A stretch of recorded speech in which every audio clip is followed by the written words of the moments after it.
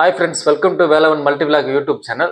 நாம் மியூச்சுவல் ஃபண்டில் இருக்கிற ஈக்விட்டி ஸ்கீமில் இருக்கிற டைப்ஸ் தான் நம்ம பார்த்துன்னு இருக்கோம். இதுக்கு முன்னாடி நம்ம large cap fund, mid cap ஃபண்டை பற்றி பார்த்தோம் தெளிவாக. இப்போ நாம் என்ன ஃபண்டு பார்க்க போகிறோம்னா ஸ்மால் கேப் ஃபண்டு. அதாவது இந்த large gap, mid gap, small cap பற்றி இப்போ தெளிவாக சொல்கிறேன் பாருங்க, உங்களுக்கு கிளியராக புரியும். அதாவது பங்குச்சந்தையில் நிறுவனங்களோட சொத்து மதிப்பு அடிப்படையில் தான் இந்த large cap, mid cap, small கேப்னு பிரிக்கிறாங்க. அதாவது அந்த சொத்து மதிப்பு அடிப்படையில் முதல்ல 100 கம்பெனி இருக்குது பார்த்தீங்களா, அதுதான் லார்ஜ் கேப் ஃபண்டு. அதுக்கப்புறம் 101 இருந்து 250 வரைக்கும் உள்ள இருக்கிற கம்பெனி எல்லாம் மிட் கேப் ஃபண்டுன்னு சொல்றாங்க. அதுக்கப்புறம் 251 இருந்து அதுக்கப்புறம் வர கம்பெனி எல்லாம் ஸ்மால் கேப்னு சொல்றாங்க. இதெல்லாம் அதோட சொத்து மதிப்பு அடிப்படையில் பிரிச்சு வச்சிருக்காங்க. சரிங்களா? அந்த 251 இருந்து ஸ்டார்ட் ஆகிற கம்பெனி எல்லாம் ஸ்மால் கேப் ஃபண்ட் இல்ல, அதுல போயிட்டு உங்க பணத்தை எடுத்துட்டு போயிட்டு இன்வெஸ்ட் பண்றாங்க பாத்தீங்களா, அதுக்கு பேர் தான் ஸ்மால் கேப் ஃபண்டுன்னு சொல்றாங்க. ஓகேங்களா? இதுதான் ஸ்மால் கேப் ஃபண்டு. இந்த ஸ்மால் கேப் ஃபண்டோட பயன்கள் என்ன, அது எப்படி செயல்படுது அப்படின்றது தான் நம்ம இந்த வீடியோல பார்க்க போறோம். சரிங்களா? நம்ம வீடியோவை சப்ஸ்கிரைப் பண்ணாத சப்ஸ்கிரைப் பண்ணிடுங்க. ப்ளீஸ் கொஞ்சம் சப்போர்ட் பண்ணுங்க. வாங்க ஸ்மால் கேப் ஃபண்டுனா என்னன்னு பார்க்கலாம். வீடியோக்குள்ள போகலாம். அதாவது ஸ்மால் கேப் ஃபண்டுனா என்னன்னு நம்ம பார்த்தோம். அதாவது 251வது கம்பெனிலேருந்து ஸ்டார்ட் ஆகிறது தான் அதோட சொத்து மதிப்பில் அடிப்படையில் வகைப்படுத்தி வச்சிருக்கிறது தான் ஸ்மால் கேப் ஃபண்டுன்னு நம்ம பார்த்தோம். சரிங்களா? இந்த ஸ்மால் கேப் ஃபண்டில் நீங்கள் இன்வெஸ்ட் பண்ணுற அமௌண்ட்டை எடுத்துன்னு போயிட்டு ஒரு 65% மட்டும்தான் இந்த ஸ்மால் கேப் ஃபண்டில் இன்வெஸ்ட் பண்ணுவாங்க. மீதி இருக்கிற 35% அதர் டெப்ட், பாண்டு, அதர் ஈக்விட்டிஸ் ஃபண்ட்ஸ்ல இன்வெஸ்ட் பண்ணுவாங்க. சரிங்களா? மொத்த அமௌண்ட்டே எடுத்துட்டு போயிட்டு இந்த ஸ்மால் கேப்ல இன்வெஸ்ட் பண்ண மாட்டாங்க. ஏன்னா ரிஸ்க் ஜாஸ்தியா இருக்கிறதுனால நீங்க இன்வெஸ்ட் பண்ண அமௌண்ட் 65% மட்டும்தான் அதுல இன்வெஸ்ட் பண்ணுவாங்க. இந்த ஸ்மால் கேப் ஃபண்ட்னா அந்த பேர்லயே இருக்கு பாத்தீங்களா, ஸ்மால் கேப், அதாவது சிறிய நிறுவனங்கள் என்று பேர். இதுக்கு இந்த சிறிய நிறுவனங்கள்ல நீங்க இன்வெஸ்ட் பண்ணும்போது இந்த சிறிய நிறுவனங்கள் பிற்காலத்துல ஒரு 10-15 வருஷத்துக்கு அப்புறம் பெரிய நிறுவனங்களா மாறக்கூடும். அதாவது இந்த சிறுவனோட ஷேரோட ரேட் 10 ரூபாய், 5 ரூபாய், 20 ரூபாய் அந்த மாதிரி இருக்கும். பிற்காலத்துல இது 100 ரூபாய், 200 ரூபாய், 400 ரூபாய், இல்லைன்னா 500 ரூபாய், 1000 ரூபாய் வரைக்கும் போறதுக்கு கூட வாய்ப்பு அதிகமா இருக்கு. அப்ப நீங்க இப்ப இன்வெஸ்ட் பண்ணீங்கன்னா பிற்காலத்துல அது பெரிய லாபமா உங்களுக்கு திருப்பி கொடுக்க அதிக வாய்ப்பு இருக்குது. இது லார்ஜ் கேப் ஃபண்டை விட அதிகமான ரிஸ்க். அதே சமயம் ரிட்டர்னும் நீங்க எதிர்பாராத அளவுக்கு ரிட்டர்னும் கொடுக்கக்கூடிய வாய்ப்பு அதிகமா இருக்கு இந்த ஃபண்டுல. சரிங்களா? உங்க போர்ட்போலியோ, அதாவது நீங்க மொத்தமா இன்வெஸ்ட் பண்ணிருக்கீங்களா, அதுல ஒரு 20ல இருந்து 35% இந்த ஸ்மால் கேப் ஃபண்ட்ல இன்வெஸ்ட் பண்ணீங்கன்னா உங்க எதிர்கால திட்டத்துக்கு நல்ல முன்னேற்றமா இருக்கும்.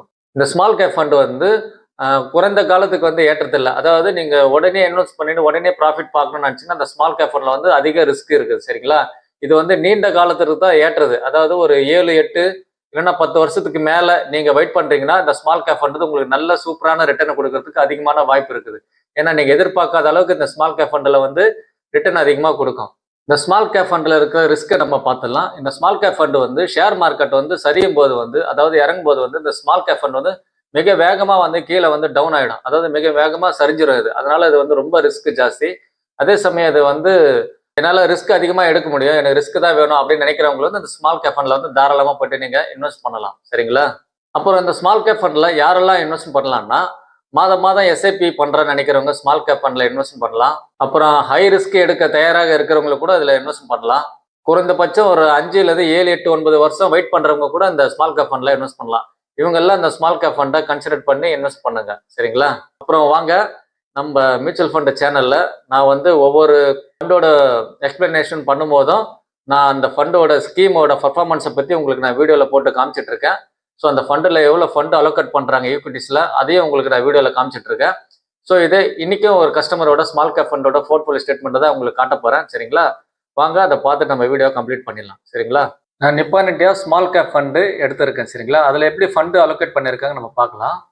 பாருங்க, Nippon India small cap fund, அதில் பாருங்க ஈக்விட்டி 96%. அதாவது small cap fund, equity, mid cap fund, large cap ஃபண்டுலாம் இருக்குல்ல, அதெல்லாம் ஈக்விட்டி 96%.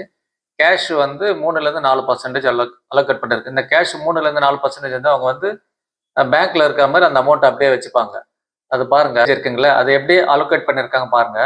ஸ்மால் கேப்ல 64லேருந்து 68% அலோகேட் பண்ணியிருக்காங்க. நான் சொன்ன பார்த்தீங்களா முன்னாடி 65% இந்த ஸ்மால் கேப்ல அலோகேட் பண்ணுவாங்க. ஸோ ஸ்மால் கேப்ல 64லேருந்து 68, மிட் கேப்ல 11லேருந்து 15%, அண்ட் லார்ஜ் கேப்ல 13லேருந்து 14% அலோகேட் பண்ணியிருக்காங்க பாருங்க. இப்படிதான் நம்ம இன்வெஸ்ட் பண்ற அமௌண்ட் ஸ்மால் கேப்ல அலோகேட் பண்ணுவாங்க, இத்தனை பர்சன்டேஜ். ஓகேங்களா? அப்படியே வாங்க நம்ம இன்வெஸ்டோட போர்ட்ஃபோலியோ ஸ்டேட்மெண்ட் பார்க்கலாம். ஸ்மால் கேப் ஃபண்டு அவங்க இன்வெஸ்ட் பண்ணது பாருங்க. நான் வந்துட்டேன். அந்த கிளைண்ட் 22 ஆகஸ்ட் 2014 இன்வெஸ்ட்மெண்ட் ஸ்டார்ட் பண்ணியிருக்காரு. 5000 எஸ்ஐபி. ஓகேங்களா? இனிஷியல் அமௌண்ட் வந்து 10,000 ரூபாய் கட்டியிருக்காரு. ஓகேங்களா. அதுக்கப்புறம் எஸ்ஐபி வந்து 5,000 ரூபாய் ஸ்டார்ட் பண்ணியிருக்காரு எவ்ரி மந்த். ஓகேங்களா. எவ்ரி மந்த் பாருங்க 5,000 ரூபாய் போயிருக்கு. கரெக்டுங்களா.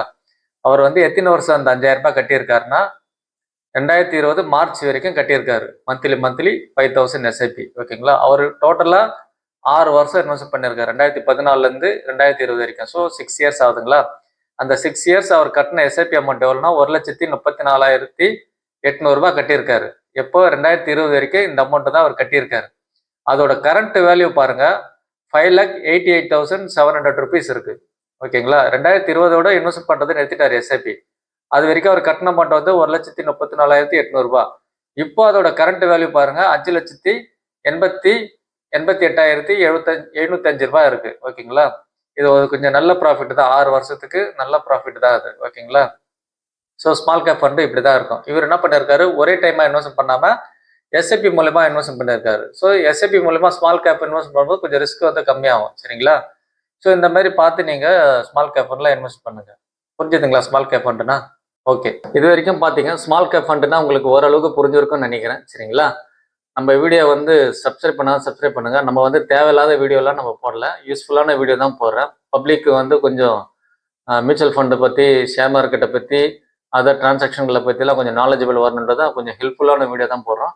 நீங்கள் எனக்கு கொஞ்சம் சப்போர்ட் பண்ணீங்கன்னா இன்னும் உங்களுக்கு டீப்பாக வந்து கிளியராக நீங்கள் வந்து நீங்களே போயிட்டு ஆன்லைனில் போயிட்டு இன்வெஸ்ட்மெண்ட் பண்ணுற அளவுக்கு என்னோட வீடியோவில் வந்து நான் வீடியோ உங்களுக்கு வந்து போட்டு உங்களை ட்ரெயின் பண்ணுவேன் நான். சரிங்களா.